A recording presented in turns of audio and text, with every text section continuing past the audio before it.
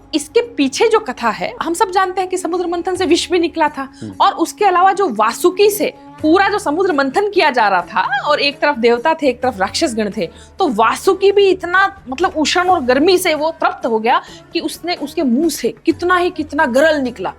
अब वो गरल और जो उत्पादन हुआ जो समुद्र मंथन से जो विष था, अगर वो पृथ्वी पे एक बूंद भी गिर जाती, समुद्र में एक बूंद भी गिर जाती तो विनाश हो जाता। तो सबने कहा जी ये विष कौन पान करे, अब इसका कहाँ निस्तारण करें।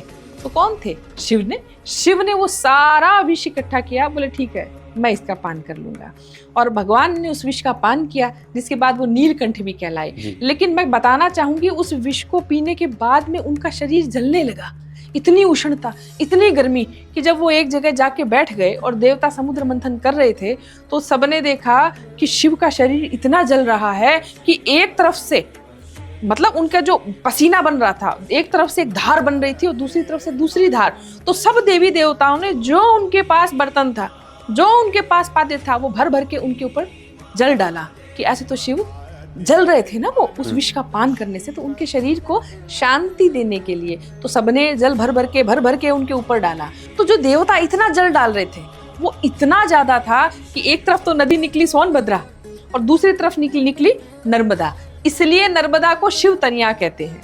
वो शिव की पुत्री है, यहाँ से उसका ओरिजिन हुआ।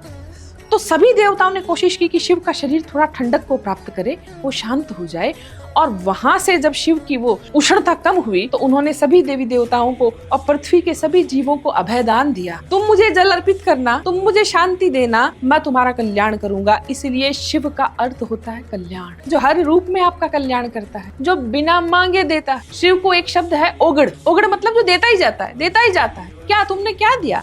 2 आंख के आंसू दिए या जलाभिषेक किया, वो हर व्यक्ति की मनोकामना पूरी करता है।